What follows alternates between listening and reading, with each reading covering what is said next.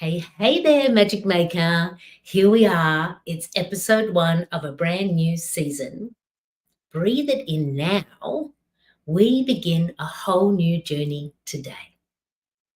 So, we're at episode 1 of season 3 of the You Are the Magic podcast. And all season long, we are going to be inspired by the air element.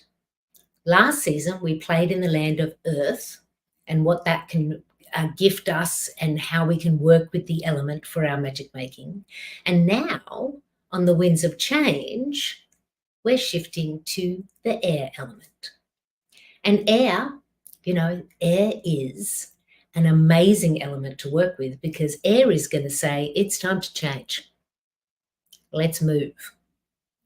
Air is all about change, communication, our magical mindset, intuition, and the story that you tell about yourself. So all season long, we're going to be playing in this narrative and in this magical play of the evolution of you, which is all about changing that story that you tell about yourself. That's one of the things I believe that air really does gift us as an element, because air is always on the move. It's showing us change is constant. It's happening all the time. Sometimes we're not even that aware of it, but it is happening.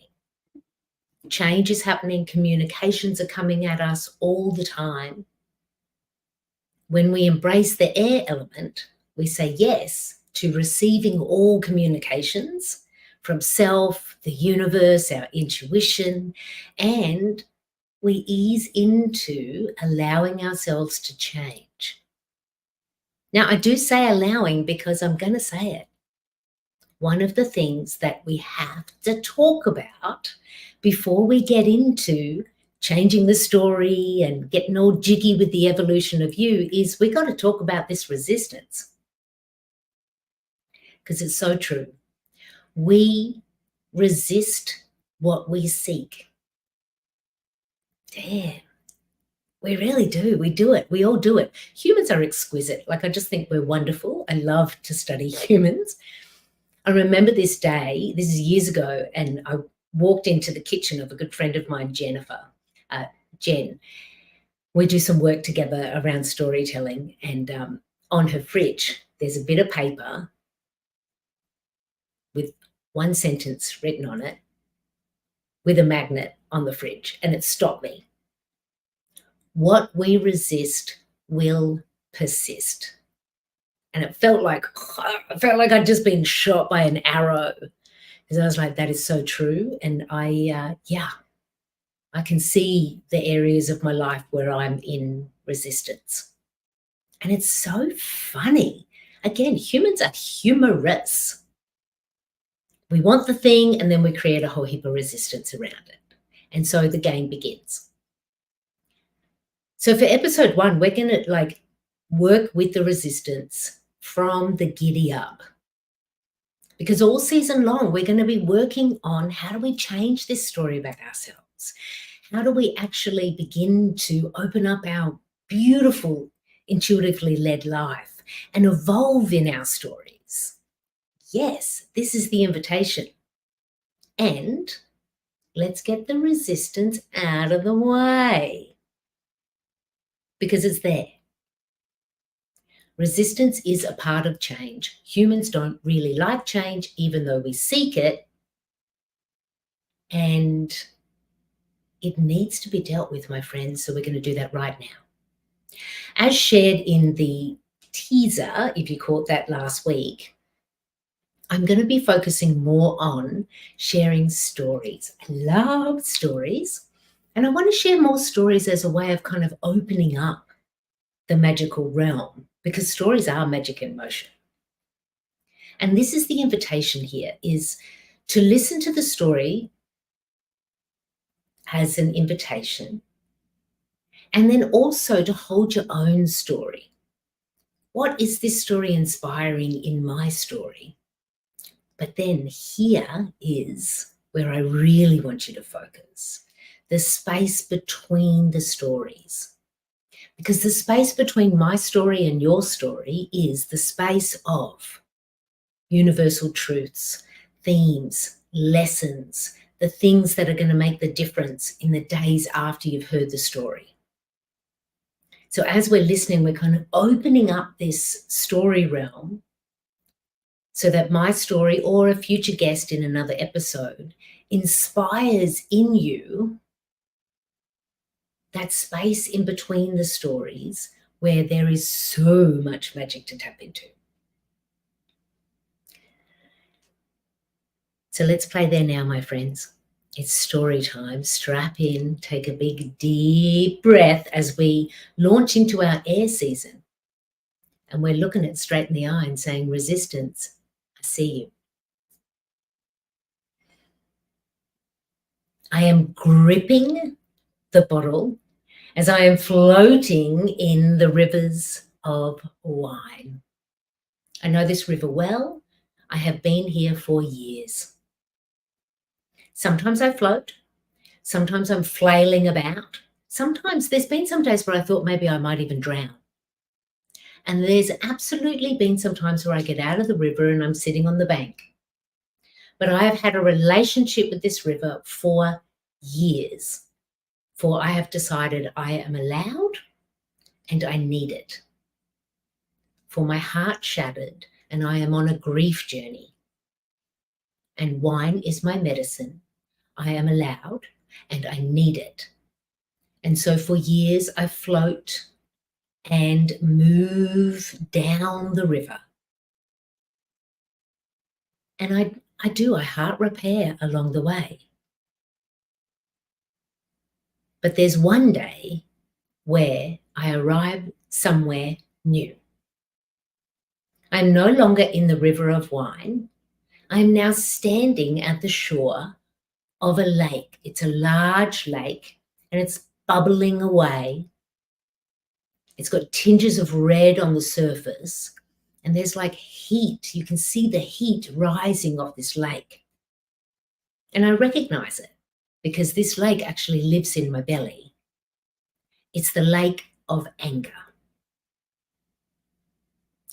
I have arrived here and I am now officially not the grieving mother on a beautiful journey of heart repair. I am the woman gripping the bottle, standing on the shore of anger, and I'm now the angry drunk. Yep, that's me. It's many moons and years later, and I am in a new part of my story. I know I'm in a new part of my story because I can feel it in every part of me. But this story of gripping the bottle because I need it and I'm allowed, which really throughout my grief journey was actually all about I'm scared. That story is continuing and I've just arrived at a new place. I'm now at the lake of anger, and dressed complete as the angry drunk. Because you see, the new part of my story is I'm falling in love. I, as a moon witch, have met a werewolf and we are actively figuring out how does a moon witch and a werewolf fall in love and make a life. Now, I'll tell you, this is not an easy thing to do because we're very different characters in the magic realm, but we are in it. And I'm scared. I just put my heart back together and now I'm about to give it to a werewolf. I'm scared. And so I decide that I need the alcohol. I decide that I need to drink the next cold beer. I need it and I'm allowed. But what's underneath that? What's always been underneath that? I'm scared. And every time I would get scared and guzzle away at the beer, it would mix with the lake of anger in my belly and it would eventually erupt. And it was not pretty, not attractive at all. It was a woman in fear, spurting out a whole heap of Do I even believe that? Anger, followed by the remorseful hangover the next day. This was the new repeated pattern. On one tender day, the werewolf asked me directly, I don't know why you do that. Why do you do that? He's looking at me with genuine curiosity. So it kind of softens me a little. And he says, Debra, I don't understand why you do that. Why do you do that to yourself? I see it. I see it in you. The first drink, the second drink, you're okay. And then by the third and the fourth drink, you change. You become a different person. And I know exactly what he's talking about because I can feel it. It's when the fear underneath mixes with the anger and the grief, and it comes out in ways that I don't want to own, that I don't want to be a part of me. And why am I doing that to myself? I'm doing it because I'm scared. And in that tender moment, the werewolf was able to break through all of the reasoning over years that I had been telling myself with why I'm allowed to have the next glass of wine or the next cold beer. It broke through all of that. And I saw a new pathway, not back to the river, not jumping into the lake, but a new pathway into a forest. And I was like, I'm going that way because it looks good. And I'm ready to explore something new for myself. And so I did. I ventured into the forest of sobriety. And I'll tell you, it is nice in there, my friends. Sure, that scared feeling that I had, it all comes up to the surface, but I was able to work with it on my journey through the forest. And you still feel the grief and I still felt anger, but I didn't feel like I was holding myself back anymore. I was allowed to fully feel. And that's what I did. And I was like, this is the way forward. Absolutely. And then I find myself on a plane. It's many, many, many moons later. I've been in the forest of sobriety for a while now. I think that's where I'm going to stay, but I'm on this plane, you see, and it's going directly towards my family. And I am going to be with my sister Kathy, who is actively fighting for the last chapters of her life. For 10 years, she has been a warrior on a cancer journey, and we all know it. The journey's soon going to come to an end. On that first day of connecting with my family, one of my sisters pours a glass of wine and I say, I'll have one of those because I'm scared. I don't want to feel grief again. I don't want to say goodbye to my sister Kathy. I'm not ready. And so I decide I'm allowed. I need it. And then that glass of wine leads, of course, to 2, 3, 4, and then it's months later. Kathy has passed. We have honored her life. I am back in my life and I am still gripping the bottle. I am back there. I've gone all the way back to the river. And I know how I got here. I convinced myself that I was allowed, that I needed it, and I knew deep down that I was scared. So on another morning when I woke with that remorseful, regretful feeling, horrible in every cell feeling of a hangover, I chose the forever journey into the forest. And I could feel it land in my heart. It softened the anger in the belly, the river of feelings that run through me. They just kept running, but they kind of calmed also a little. And I knew that this was the way because I deserved it. And I was ready. I knew the way forward. And that's where I am now, in that forest, with a commitment forever in that forest, because I know the feeling of the river and the bubbling lake. I know the feeling of not actually allowing myself to heal, not expressing myself in healthy ways. And I say, no, I'm not going that way. I finally put the bottle down.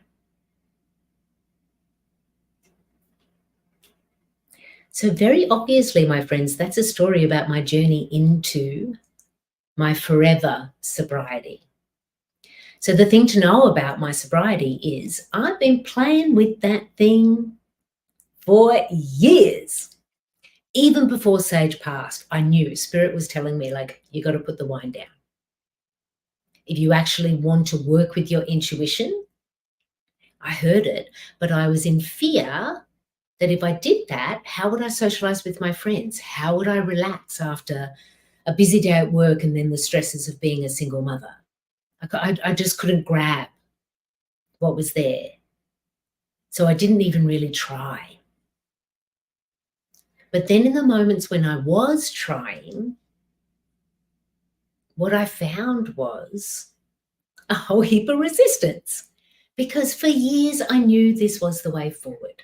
So for you now, let's just take a breath together.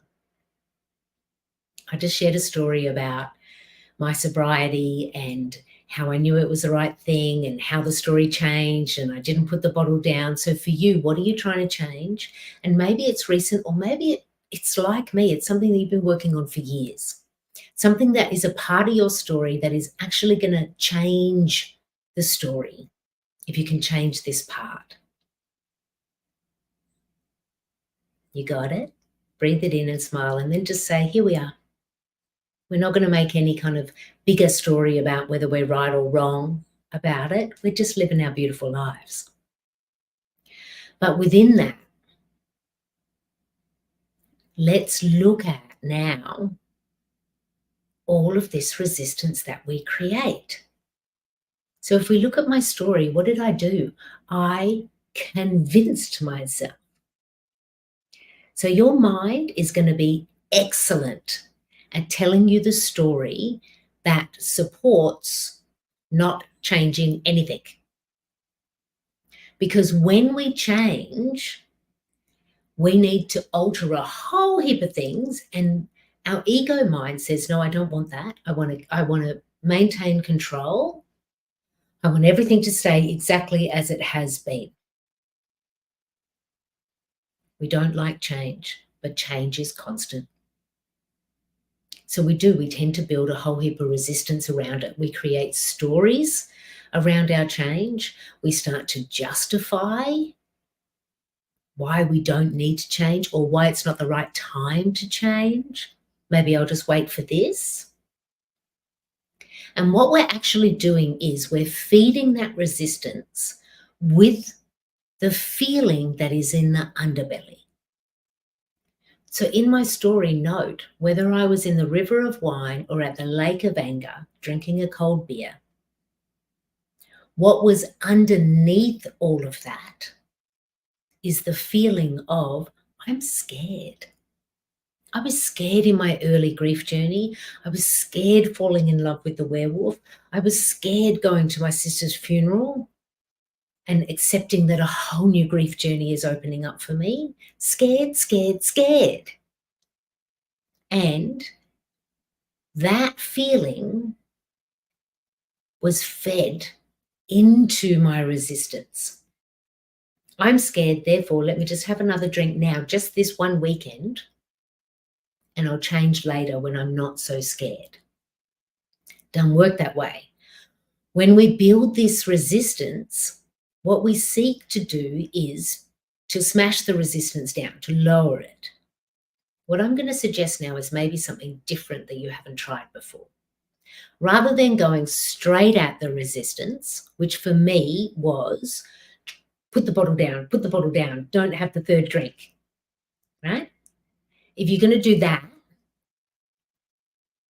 what we're doing is we're staying in relationship with the resistance, and it gets fed and it likes it. And what we resist, we persist. It will persist. It will keep turning up and blocking your story and your evolution. So instead of that action or that thing or that thought pattern, I'm going to invite you to breathe in deep. What's underneath that? What feeling is underneath that? Because it's the feeling that's underneath that that is going to lower the resistance when we can sit with that. When I actually acknowledge I am really scared, I'm scared of all of this. When I gave myself those moments where I could relax and surrender into, sure, as a woman, I'm pretty amazing. I can do a lot of stuff. But at the moment, I'm scared. I don't have to be the woman who's pulling it off right now. I can be the woman who doesn't know the next step, or feels like my heart's about to implode. I'm scared.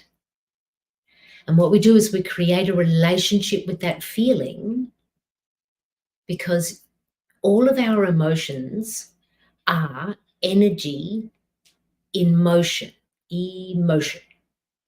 And all of our emotions want to be on the move, just like air, just like change. It's a part of why people will say, feel your feelings. The only way is through. This is all of that's related. But we want to find what is that feeling and just be with it. I allowed myself to be scared. I allowed myself to be scared of opening my heart to a new grief journey. I allow myself to be scared of the anger that I feel sometimes in certain relationships in my life. I allowed myself to be scared about what is this going to mean for me in terms of my friendships and my social life. I was scared of all of these things. But I allowed the feeling to follow me rather than feed the resistance. So this is what we want to do as we begin this journey, because we do resist the thing that we want. We create this resistance. And because you created it, you could also destroy it. Because this is a thing about change. Change is constant creation. Your life is constant creation. You are constantly creating and manifesting. And so the invitation is, where are you going to put your focus? What's the feeling in the underbelly of the resistance? Another example might be something like, I promise myself that I am going to eat clean food and move my body every day because I have a health goal. And then we do that for a couple of days and it works really well. And then on maybe day 4, day 5, maybe there's a chocolate bar, or we don't go for the walk that day. And we put the focus on the fact that we didn't do the thing, rather than what's underneath that. What happened on day 4 or day 5? Did you lose your confidence? Did you start to believe that maybe it's not going to happen for you? Rather than give yourself a hard time about the fact that you didn't go for the walk that day, or you ate the chocolate bar, or you picked up the bottle again, what's underneath that? Because if you can find the feeling that's underneath that, then just like be with that energy in motion, the emotion of it, it will change you. It will change the resistance. And you don't have to try so hard to go for that walk the next day. Because the thing about resistance is we then become resistant about the resistance, and then everything feels like it's getting harder and our manifestations get further away. We want to soften it in the underbelly, go to the emotion, go to the feeling and release it, because maybe like me, you're just a little scared. And that's okay. Humans get scared all the time and we still survive. Air is inviting you into the evolution of you. And this episode is inviting you into the evolution of you. Will you lower your resistance? Will you just breathe a little deeper into that underbelly to find what's there? Because we want to, with our magical mind, let ourselves know it's okay, you can let that go. Because when I walked into the forest of sobriety, I was still scared. I did it scared. And then all these amazing things happened, which is more of the stories I'm telling later in the season. But before we can evolve, before we can change, we have to lower this resistance, or else it's just too hard. And that's why people will say, oh, I tried that thing and it didn't work. I worked towards manifestation and I did my things, all the things the book told me to do for weeks in a row and nothing changed. That's actually a symptom of resistance. Find it, love it up, and then let it go. That's what we're going to do with our resistance, because beyond resistance is where things can begin to change. And I want this for you, and I want this for me, and I want this for all of us, because we get to create our own lives. That's what Big Life Magic is all about. You are the magic and you're creating your world, which means you can create the story that you tell about yourself. All of that is coming up this season. So a couple of things to tell you as we wrap up this first episode. If you are here with me live or catching it within the next week, so today is the 17th of April. So from the 17th of April to the 24th of April, there is some extra special magic. It's literally just got released today. Inside Big Life Magic, actually the beating heart of Big Life Magic, is the virtual community, the Big Life Magic Makers. It's a community of women who are all saying, yeah, I want that. I want a freaking magical life. Let's turn up. Let's do this thing. And the connection and the community, it really is amazing. And so for the next week, we have 3 magic events, which are amazing. And I'm opening the doors for the next week only for a 30-day free trial. So you can jump in and capture and harness all of this energy of this next week, because we have a lot of energy. We've just finished an eclipse season, so that's all still playing out. And on Sunday, April 21st, Jupiter and Uranus form a conjunction in the sign of Taurus. It is like the peak day of the year for abundance, calling it in. We're doing a special circle in the Big Life Magic Makers. And also this week, tomorrow, which is Thursday the 18th, Tosca Di Matteo, who is an expert in making friends with yourself, best friends with your mind, is coming to talk and share and invite us to engage with the truth of our inner critic. And then next Tuesday, Sonia, a community member, is going to be holding us for our full moon community connection. So all of that's coming up in the next 7 days, and it's amazing high energy. And for the next 7 days, you can jump into the Big Life Magic Makers for a 30-day free trial. If I was you, I would be saying yes to that. So look out for all of the links. It's all there for you. Coming up next week for episode 2 of You Are the Magic in our air season, The Evolution of You, Tosca Di Matteo is going to be here with us, and we are going to be talking about that, the magical mindset. And, same as resistance, we all have that inner critic. Even if the voice is small, it's there. So we're going to be blessed by a great conversation and storytelling by Tosca next week.